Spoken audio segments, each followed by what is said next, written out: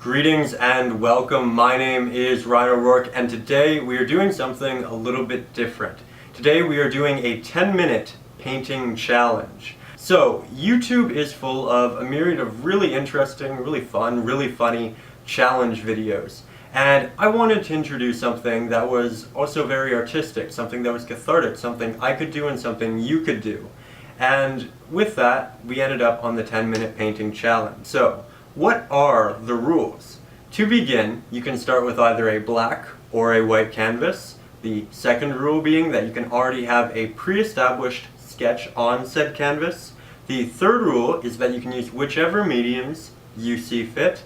The fourth is, of course, that you stay within the 10-minute timeline. So, like all challenge videos, I think we should do a tagging system, which means if you make one of these, you tag 2 or 3 people as well. They go out and they create one, and it's just a really fun thing for the whole community. So with that in mind, I'm going to tag Cindy Barrier, Cindy Barrier, Barrier.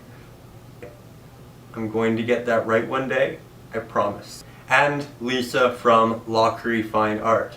So with all of that being said, let's jump into it.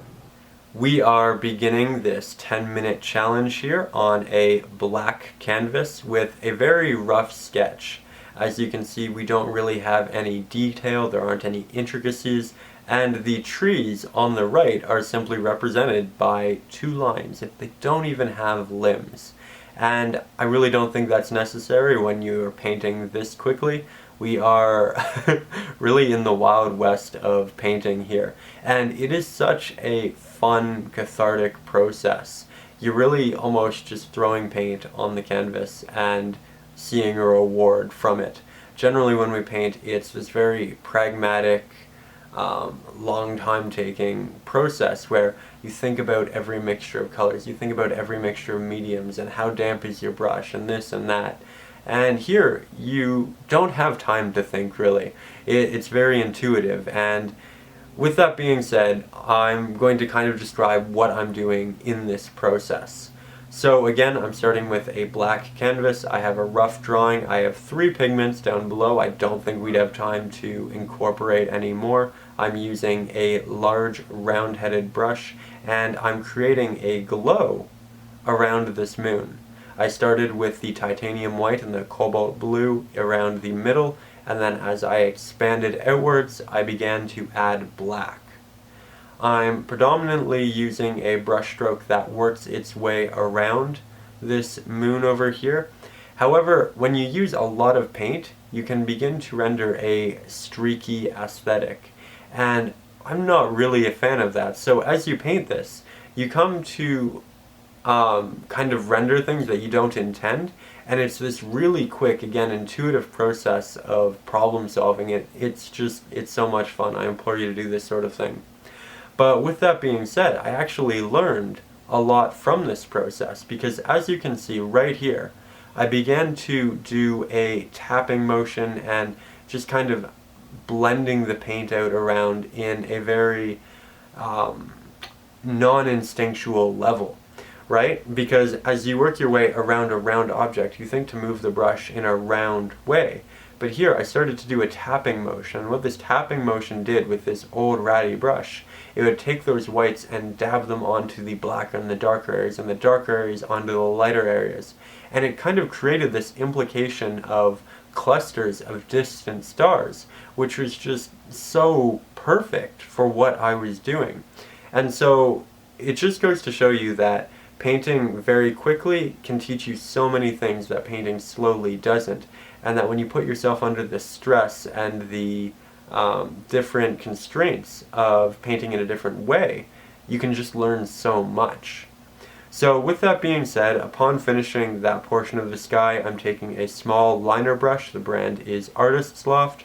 I'm putting a lot of water on it, I'm putting some titanium white on it, and I'm pulling the bristles back and then launching this paint forward onto the canvas, rendering a myriad of stars. Now, these stars here, you notice that they are different sizes in different clusters, and you can achieve different levels of that by pulling the brush closer or farther back away from the canvas, as well as by playing with the amount of water you have on your brush. If you have a lot of water, you'll generally get larger stars.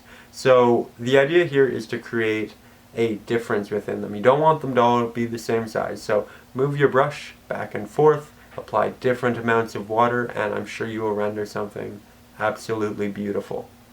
So with all of that being said, I am now very happy with the sky and moving onto the moon. Now to begin the moon, I'm simply using titanium white and my larger square-headed brush. This brush is by Loft, and I absolutely love the Loft cheap acrylic brushes. The bristles hold in the brush really well. The bristles are never coming out.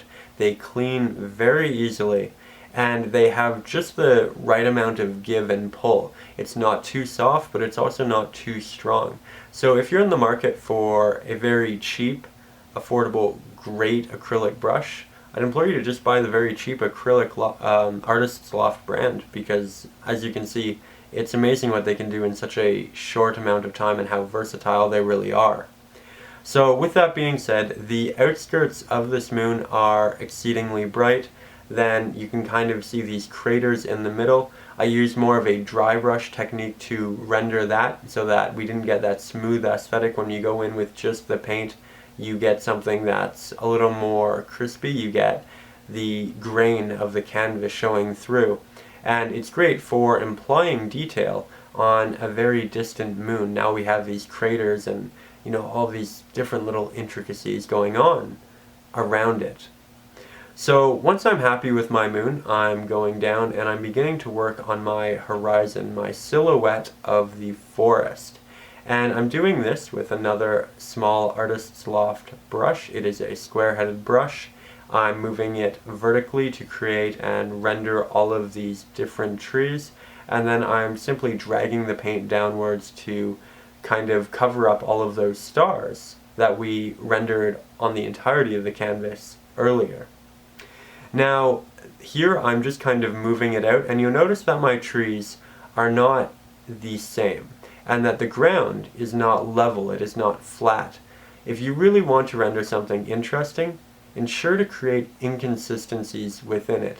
Make the land move up and down. Make the trees different heights and levels. Make them different thicknesses. This is really going to make your painting so much more real and interesting, because you'll have a lot more going on with the same amount of subjects.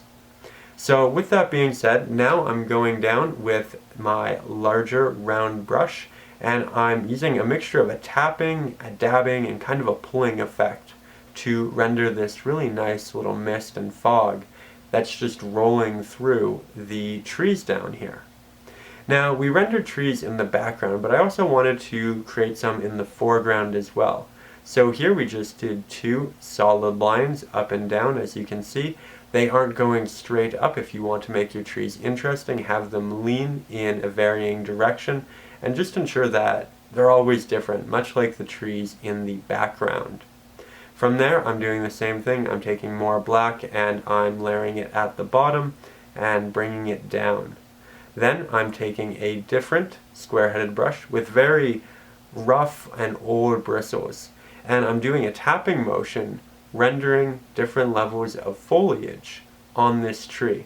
And again, using this little square-headed brush that has all these inconsistencies, you're going to create something much more interesting in your trees. If you were to use a very synthetic, a very perfect and pristine square-headed brush to render those branches and that sort of thing, you'd end up with square branches and rectangular branches. But when the bristles are very broken down and obscure, you render something much more interesting. So don't throw out your old brushes. They most definitely have great uses. And that's why I'm switching in this painting between my newer Artist's Loft, very clean synthetic brushes, and these much older, very broken down brushes. They all have a purpose, and they all have a beautiful use. So from there, I applied some more fog in the background, kind of creating these dips and valleys among the forest. And then I'm just very quickly reapplying trees. As you can see by the time limit, I am running out of time and I need to get this done. But with all of that being said, for 9 minutes in, I think we are at a great place. Again, doing this, painting this, it is such a fun, cathartic process. And again, I'm actually learning a myriad of different things that never would have come up had I been painting slowly at my normal pace. You have to paint very intuitively here. You are doing a lot of very quick problem solving. You're trying things that perhaps you wouldn't have tried before because you had an answer that took a bit longer. And so here it's really interesting. Again, you learn a lot, you have a lot of fun, and I'd implore you to try something very similar. So now we're really coming down to the end here. I'm taking some white and some blue, I'm applying it to the edges of my moon, and I'm feathering it with my hands, just trying to create a really nice glow. From there, I'm really losing the darker area at the bottom of my moon, so I'm taking some black, I'm reapplying it, I'm fixing up the shape, I'm feathering it with my hand, and then at 10 seconds left, I'm incredibly happy. Then we just take some more white, we add it back to the top, and we call it a finished painting. Right on the dot there. Thank you so much for watching. I truly hope you've enjoyed. Honestly, this is such a cathartic process. It is so much fun. I implore you to do the same subject I did or try a different subject. Just try something with this time constraint. I'm sure you'll learn a lot and you'll have a lot of fun as well.